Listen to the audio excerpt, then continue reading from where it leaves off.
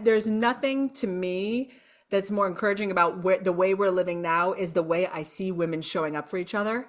Like we are so done with the dynasty competition. I'm Crystal Carrington and I'm going to throw you in the fountain because you took my man. I love it. We are not doing that. We are not Melrose Placing over here with Heather Locklear trying to kill people. We are over here just being together and understanding this common human experience of being a woman is a lot. And that when one woman wins, we all win. When you're Mm. lifted up, I'm lifted up. When you're feeling grateful, I'm feeling grateful. When you feel seen, I feel seen. Welcome to Lovely Esteem. I'm Lovely, the auntie you always wanted, the sister girlfriend you didn't know you needed, honey. You got to have self-love to have self-esteem. And here we know that God don't make no junk.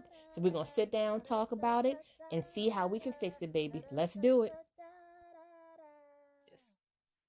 Hey guys, this is Lovely with Lovely Esteem, and welcome back to a new week. We're excited to have Miss Liv Svatek on the podcast this week. Not only is she a transformative speaker, a mindset mastery coach, the founder and CEO of Warrior Women, she is in the top 1.5% of the podcast arena.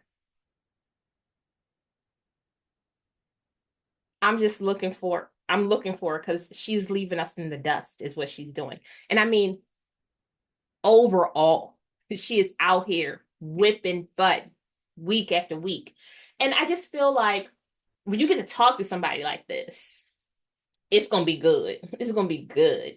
Plus, she loves supporting women. And y'all know how I feel about supporting women because we the best. Okay, let me get my attitude together because I felt seven. I felt like, we the best.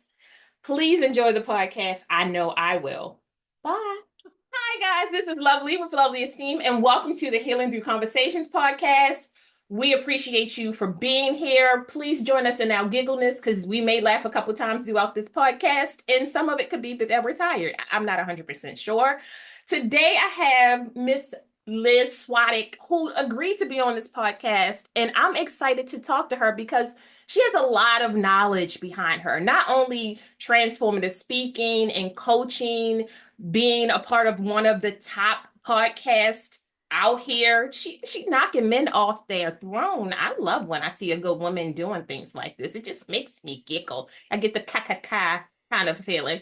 But also just understanding that we're all in this niche of really working on ourselves, transforming who we are, the people that we touch, understanding how important mental health is with our community, and just going about it in different ways, tackling it in different ways. And I feel like when you get to talk to people who are not only living the life and understanding the life, but trying to help other people transform, it is amazing. So thank you so much, Liz. Tell us about yourself.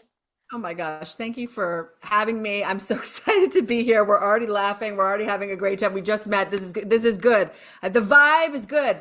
Thank you so much for having me. I am Liz Svatek, as you said. I host a podcast called Conversations with Warrior Women, which, like you said, to my surprise, is in the top 1.5% globally. I thought it was just going to be me and my mother listening. Apparently, there's some more people who are listening, which is wild to me.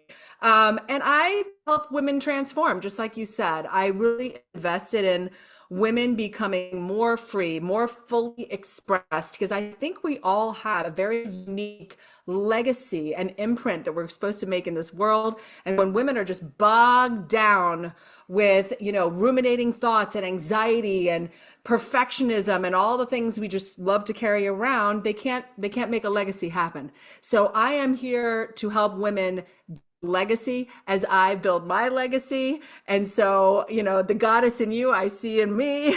And so I really love this work, and I love working with women because women are so smart. You give them one tool, one perspective, anything, and they take it and they run.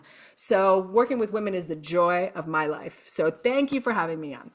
Thank you so much. And it's so interesting because this season's podcast the theme is more than a woman, right? That's the theme for me. And I live that 100%. And I didn't always live that because I was really defined by being a mother, being a wife, being a good worker, being a good daughter. Like I really, those were, what do you like about yourself? I'm like, why would you ask that question? It makes no sense. Why? You mean what kind of service I can provide you? Because I can give you a list of the services that I provide you. But if you really ask me about me, I'm going to need 3 to 5 business years and I'll come back with a resume that is amazing. So that was one of the things that I really loved about reading, not only on your platform, but going to your website, like just understanding how much you embrace not only your womanhood, but just the sisterhood and understanding that we have to have these kind of conversations with each other. We have to be open and vulnerable with each other. And we have to like fall forward with each other. It's the only way that we're going to accomplish the goals that we want, is to have that sisterhood of when I fall, I have somebody who's going to pick me up, dust me off, and push me back out there. 1000%. There's nothing to me that's more encouraging about the way we're living now is the way I see women showing up for each other. Like we are so done with the dynasty, competition. I'm Crystal Carrington and I'm going to throw you in the fountain because you took my man. I love it. We are not doing that. We are not Melrose Placing over here with Heather Locklear trying to kill people. We are over here just being together and understanding this common human experience of being a woman is a lot. And that when one woman wins, we all win. When you're lifted up, I'm lifted up. When you're feeling grateful, I'm feeling grateful. Like, when you feel seen, I feel seen. It's really such a beautiful synchronicity. And we love to work together and collaborate. And I am all about that. So well said. Well said. I love it. So what do you find is the main like chokehold that we find ourselves in as women? And I'm not talking about overachieving because but it's one of the things I talk about, so that's not on the list. But what do you find that we really get the places that we really get stuck in where it doesn't allow us to break that ceiling and then make it to the next level? I mean, the underpinning of everything is fear. If you say I'm a perfectionist, what is that? Fear of being not perfect. If you're procrastinating, what is that? It's a fear of taking the next step. There's fear. And I think what is interesting is that people don't understand fear. Fear seems to be like a stoplight, like, oh, I want to go speak in front of 500 people. Oh my God, that is terrifying. I do not want to do that. But there's a part of me that does, and when you start to use your fear, rather than thinking of it like something that's going to kill you, right? Like there's a difference between helpful fear and unhelpful fear, right? There's danger. You and I are walking on the beach, lovely. We're not going to go swimming because we see a shark. That is just good sense, right? That is fear and danger. But if I want to speak on a stage and you want to speak on a stage with 500 women, it might feel like a shark. It might feel like we're going to get eaten alive and die, but really it's not going to hurt us. And really that feeling you get where you feel this fear is actually a green light. It's a kind of a sign that you're expanding and growing and challenging yourself. Otherwise, we are sitting around in our slippers, just living the same Groundhog Day.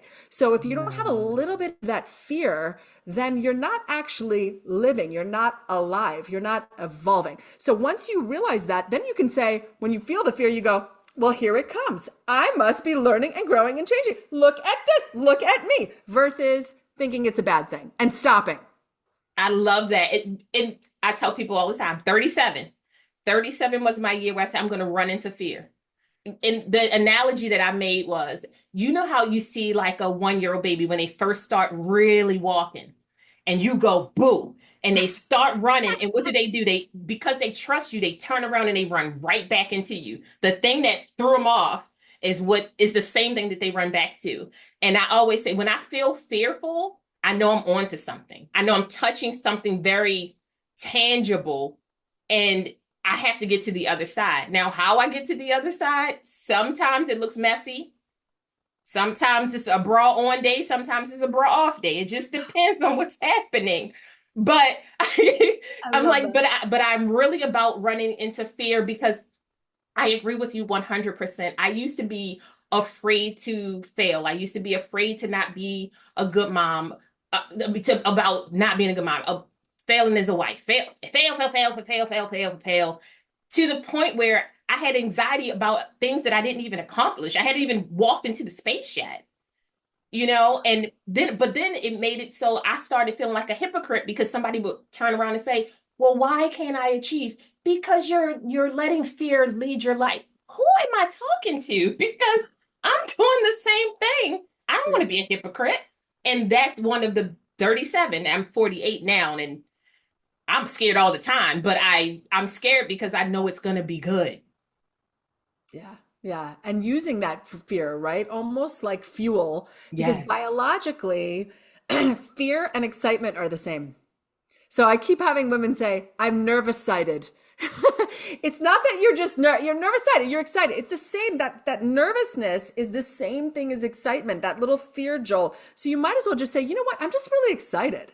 I am excited. I'm going to speak on this stage. I'm going to launch this new business. I'm going to walk into this room of people I don't know, and I'm going to be myself. Like, it's just new and different, and I'm a little excited. I love nerve sighted. Nervous sighted. I like a hashtag nervous sighted. That's what it is. Write it on there. Keep it moving. No, I agree with you. And I will say that in my 40s, and I really hope that what the work that we're putting in now helps the 30-year-olds. And then the work that they put in helps the 20-year-olds. So we have a 13-year-old young girl who is not afraid of anything. But I mean, all of this it's evolutionary, right? You figure the Yes. 70s, we just were able to sign our own houses and bank, which still blows my Blows my mind. blows my mind. Blows my mind. Blows my mind. But being in this space where it's like the time lapse, you realize how much power you have in your hands as a woman. And I always really stress out. I mean, try to express to people, this doesn't mean that you have to have kids or be married. This doesn't mean that you have to be single and not with kids. This is you living your fullest life as in the version that you see that works best for you, right? Yes. Because what fulfills my life is not the same with what fulfill yours, but your life is what makes this whole species so much greater. It's what gives us all these different heartbeats and allows us to connect and be with each other. But what really binds us together is this humanity of connective tissue that we have within us that kind of bridges us together. And so don't let people define what your journey looks like at all. 1000%. 1000%. Yeah. I love us. I love us so much. I really do. And I always say when I see women supporting women, I try not to be loud, but I am going to clap loud because it wasn't always that way. I remember being a young girl and just all like they wanted you to fight for everything. Yes. Yeah. Everything. And then you get older and realize I really shouldn't have been there. Like that. Yeah. That wasn't the lesson I needed to learn. But I also realized that it's our generations, the generation before us, and it comes after us. We have to really be here for each other and help lead each other down this journey that we're all going to eventually go to a different place and leave a legacy, like you said earlier today. And what do you want that legacy to look like? Do you want a happy, like a cup half full or half empty? Yep. Yep. And I think what's so interesting is like you get to a certain age, you're kind of over 40, I'm 54, you're over 40, you're over 50. And there's this kind of feeling like what I say I don't have like, that the millennials and the people in their 20s, they have the right to speak or they have the right to, but that's not where the wisdom is, and I'm always looking to the women older than me, right? This is not the time in your 40s and 50s to start shutting it down because you just feel like, menopause is hijacking your body. Oh my and gosh. you've been married for 102 years or you're divorced and, your kid is going to college or he's not and you don't even know what you're doing. You're right. So you feel like you want to shrink down. Like there's just so much that you're transitioning through and dealing with. But that's actually the time that you need to lean into that legacy. And I feel like women get to this point where they're like, I don't know what I'm doing. Like, I'm sick of this job. I don't know if this marriage is working. I was kind of handling these kids. Now they don't care anymore. They don't need me. And they feel so lost. But I think it's not that you're lost. It's that you're sinking into this different like stage in your life where you're now ready to receive the calling. Now you have to answer Mm. the call. The call's Mm. coming from inside the house, and you're Woo! going to have to answer the call. You cannot do call waiting. You cannot hang it up, right? And if you don't answer the call, you're like miserable because you're like, I know you keep saying things like, I know there's more. Mm. There's more for me. If you are hearing in your head and heart, I wonder if there's more for me. I think there's more. Then there is more. That's the good news. You got it. That is the call.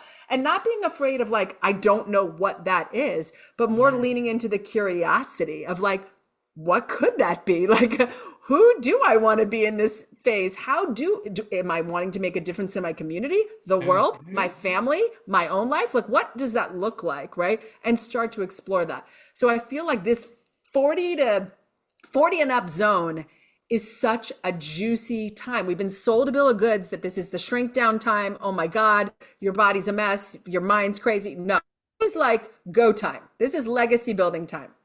I love that. And it was referenced as a new chapter. And I love that. Like, which chapter are you in your life? You're in the second chapter, third chapter, you could 12th chapter, it doesn't matter because the great thing about living in these human bodies is that you're allowed to evolve, recreate, rediscover, redefine what life looks like for you.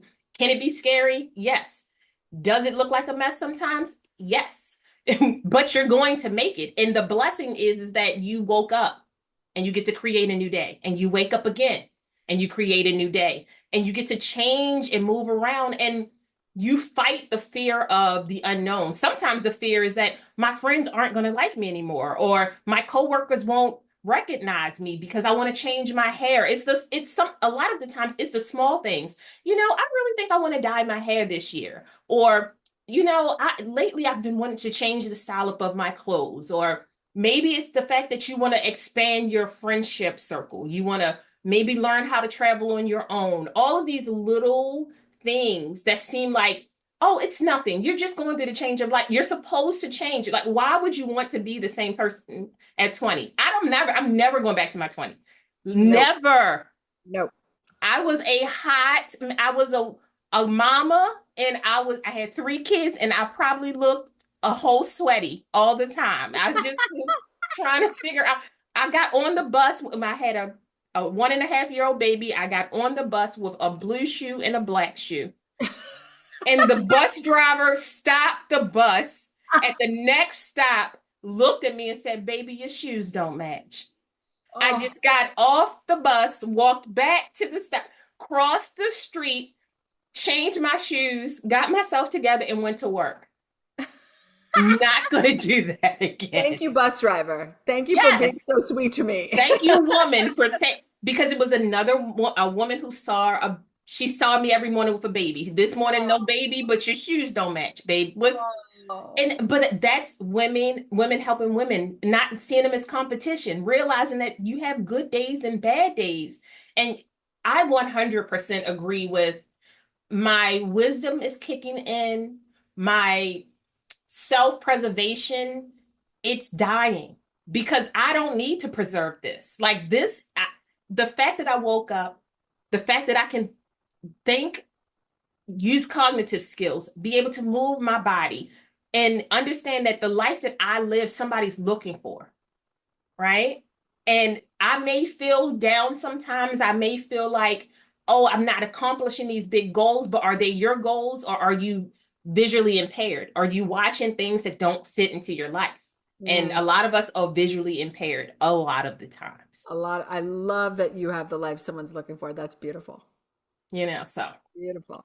So when we're thinking about transitioning to a new step, we say, okay, Liz, help me. What do I need to do? How should I be thinking? How do I present myself to you? How do I come to you? Should I be prepared for these things? What do you like? What kind of conversations do you start off with a lot of your clients? So if they want to do something new, you mean, or they want New, to yes, they're transition trying to to a advance new themselves. They're trying to career, anything? change that. Yes.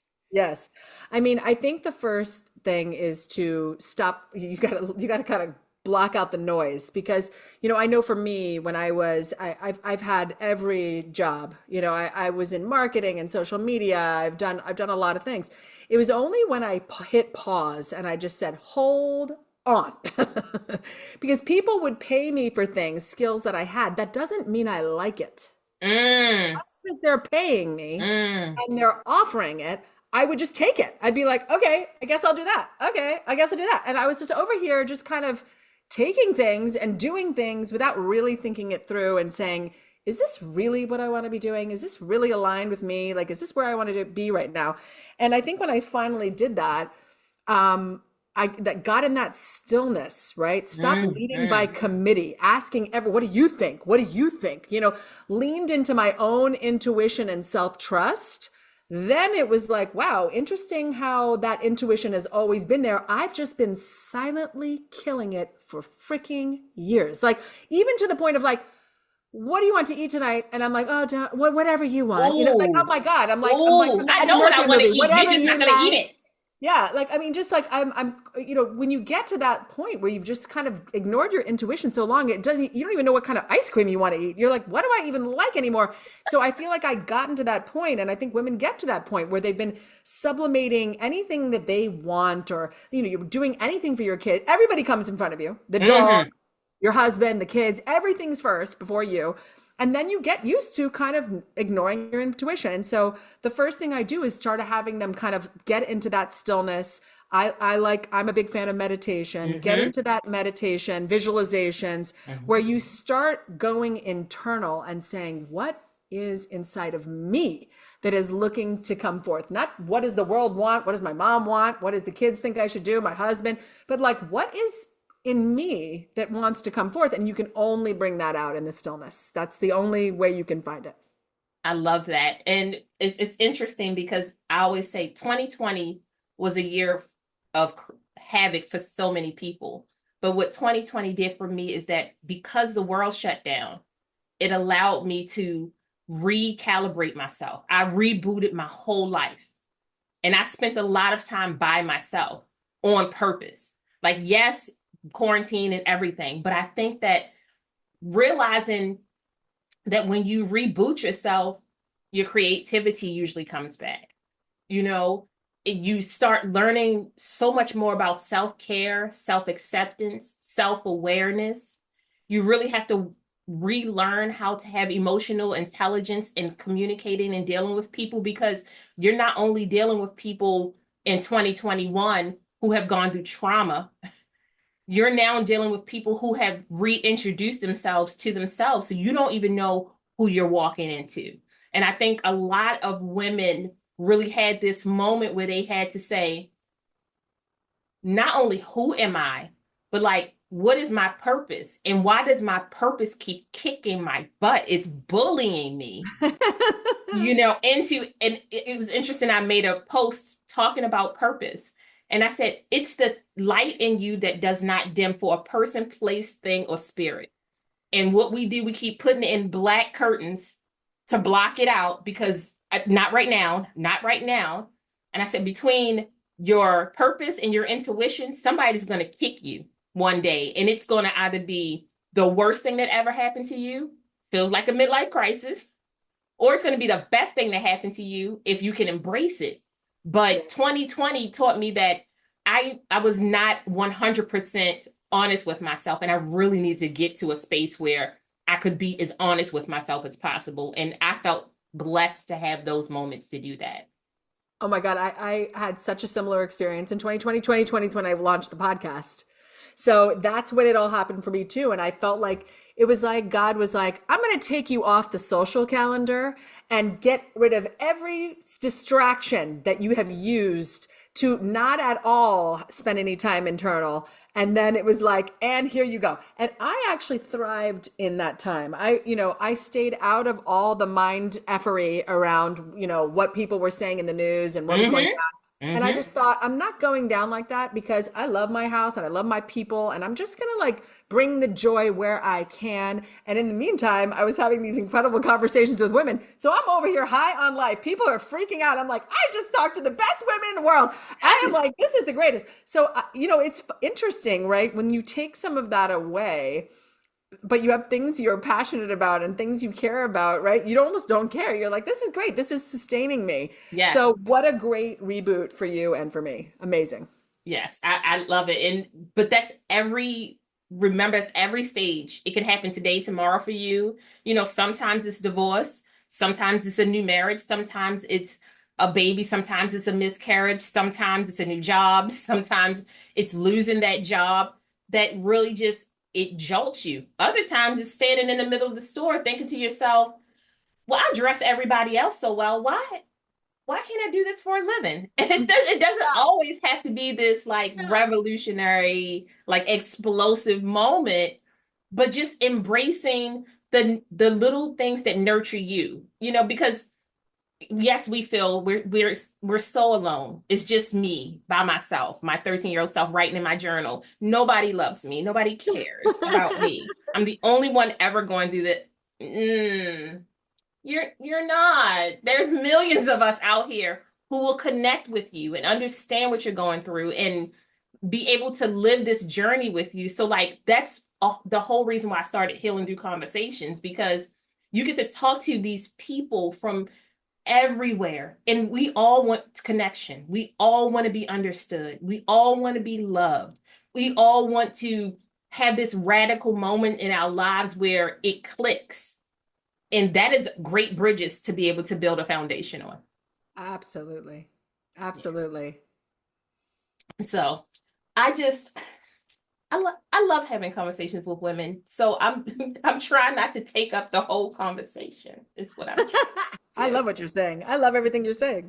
I love it. So before we go anywhere, I try to always make sure if people need to find you, please drop your information in, let them know what your requirements are, how you like to be approached. Do we have to buy you food and coffee? Are we just going out to dinner? Like, what are we doing? You know what? I have some free fun things. So I created a walking meditation that I really, really like. Mm. So I'm going to give that to you to drop in your show notes. But it's a free thing I just give people because I love meditation. But when I started meditating, I was like, hell no with this. I don't want to close my eyes. I don't want to sit still. So I really get it. So I created this walking meditation, which to me is a great kind of bridge in. Yeah. And you're going to walk anyway. I know you people. So you can use the walking meditation. And then I'm also doing this amazing free class series on September 9th called Soul Blazer. I want to call in some Mm. women who know that they're trailblazers, but are really looking to have more soul centered, more soul powered, more soul success, where they Mm. actually feel this feeling of holistic success. Because you can make all the money in the world and have all the things, but if you are waking up in the middle of the night terrified, freaking out, worrying about things, then that is not success, right? If you feel like you're burning yourself down, working 24 hours a day, never taking a break, that is not success. If you feel like you're in an environment that's super toxic and you feel like you're tortured by all these different things in your life and you feel like a victim in your life, that is not success. So I want to kind of show women how I did it, how with the things I'm using, the latest technologies, things I'm using. So it's called Soul Blazer, and I'll give you that link too. So if people want to come, they can come and join. I love it. I love it. And I love the idea of understanding that meditation looks different to everybody. I think that when people are presented with this holistic lifestyle, it's almost raw vegan. It's so strict. And Yes. you have to adjust your life and adjust your activities to make it work for you. For me, meditation is first thing in the morning when I put my makeup on. I turn on music, I listen to a book. Sometimes I sit very quiet. I think about my day. I really give myself a great talking to. And when I leave up out of my house, I feel good because I've given myself some time to really debrief, even from overnight. Yes. And that is my way of meditating. Maybe your way of meditating is through dance. Maybe your way of meditating is through art and you like to paint. You may make earrings, and that's your quiet time. Just realizing that meditation looks different to everybody. So don't, like, I know what, and I agree with you. When I started meditating, I was like, the voices are so loud. They're so, and they're not quiet. They're like gremlins, and they're having a party. They're making me crazy. And I really couldn't get myself together. And I just want people to realize that you have to create this schedule that works for you. You create the activities that work for you, but make sure that you're doing things that are healthy for you. Yes. And what's healthy for you and healthy for me may look very different. And Absolutely. That's okay too, So I love when we get to meet people, Liz, who talk to you in a way that's very layman. It's us. I'm a woman. You're a woman. I get it. I hear it. You're not alone. Let's connect. We'll figure this out together. And we could not want for anything more. Sisterhood, cousinhood, whichever way it looks for you, because I love sisterhood. It makes me giggle anytime we get to sit down and eat, because food. Yeah, the food is everything. The food is everything. And you're right. Meditation can look very different. And I think it's really that quiet time, like you're saying, with yourself, where you can just have a moment to just breathe, right? Where your mind stops spinning. And so for some of us, you're right. Like I have an 18-year-old son. This man loves a puzzle. He loves a bath. Like he's found his little ways, right? He's got ADHD, he's all the things. So those are some ways that I've seen him just absolutely go dead quiet. And only now am I introducing like meditation to him, and he's super open to it because it's almost like he's been doing it in another way, right? Oh, I go in the bath and I just like sit there, or I do this puzzle and I just focus in there. That is meditative. So all of that counts, and all of that slows us down and lets us kind of recenter. So you're 100% right. I love that. And remember, you can meditate for 5 minutes. Like it doesn't, I'm extreme, but I'm extreme on purpose because my children are so much older. So I try to make sure, because sometimes people are like, well, you can do it because you're right.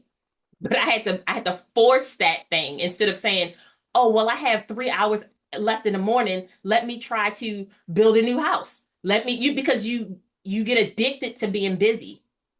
Yes. And women, we are addicted to being busy because our service is the way we receive love. If I do this thing for you, you're going to love me. If I am the person that you can call and talk to in the morning and trauma dump on, you're going to love me. But now I have all of your negative energy in my body and I'm driving down the road angry, but it wasn't for me to carry in the first place. So I had to intentionally take that time. And I love that your son is doing that. Yeah. It's so good. It's, the younger you can start that stuff, the better, as you know, right? And this is what's funny too. Like when people say like, oh, my mind feels so scrambled, or, the only way to kind of get some brain coherence, right? To get your brain to like organize itself is to close your damn eyes. Because when you close your eyes, if you put a mask on, you can close your eyes, whatever you do. When you close your eyes, your body says, oh, she's not in survival mode. She's not looking to the side. She's not waiting for something to happen. Wait, she just calmed down. What's happening? Right? And then it goes into restoring and repairing. And then your brain starts to organize itself. So then you can think more clearly because parts of your brain that haven't been talking to each other because those parts of your brain were like, oh my God, this girl is a mile a minute and we don't even know what is happening. The parts of your brain start going, oh my God, there you are. And they start talking, and then your mind becomes more organized. And then your body starts to say, oh my God, these horrible cells, I got to toss these and make the new ones, right? Like, but that can't happen when you are constantly in anxiety and stress. So any amount of time that you can shut those eyes and get into that rest and restore out of that survival body and into that brain coherence, your brain you're going to have the clarity. That's the beautiful thing. You shutting it down, you're telling yourself you're safe, and you're going to get the clarity that you need. And I need clarity at least 4 times a week, called a nap, and I would like to have goldfish in a juice box at the same time. Thank you so much. I tell people all the time, I said, it's amazing how close to a toddler I've become through perimenopause, because without a nap, I am throwing things. It's not going to be okay. I love it. Naps make me happy. But I thank you so much, Liz, for being a part of this podcast and talking to us. Again, I cannot even put into words how much women mean to me, how much they changed my life, informed my life. You know, I always think to myself, when I was 17, I had a 36-year-old friend who every time she went through something, she explained to me why it was good or bad. And not in a trauma dumping way, but just, I need you to know about life. And it made such a big difference in how I saw things. But I also know she was a positive person. And when we're talking about wisdom and growth, I think, remember, yes, you can look older or younger, but make sure that person really has your best interest at heart, because it makes all the difference in the world. Absolutely. And you know what you're doing for women, this podcast so amazing because you're just inviting people into these amazing conversations. And I think obviously, and I feel the same way, conversations with Warrior Woman, I conversations like this really change the game. Someone hears something, they're like, God, that's right. They have a perspective shift. They start to see something differently. So I love what you're doing. I love it. And one day, we're going to be like, the podcast is now the 1%. We're just going to change that number. We're going to keep changing the number. Going right up, going right up. I love it. I love it. Thank you so much for being a part of the podcast. We hope to talk to you soon, Liz. Thank you so much. So, did I not say this was going to be a good podcast? Not only are we supporting women, we're helping them transform their lives. We're helping them to see how beautiful they are through their vulnerability, through self-acceptance, self-awareness. Liz is out here talking to people about personal growth, mindset, purpose. She's running a business that is built on building warrior women.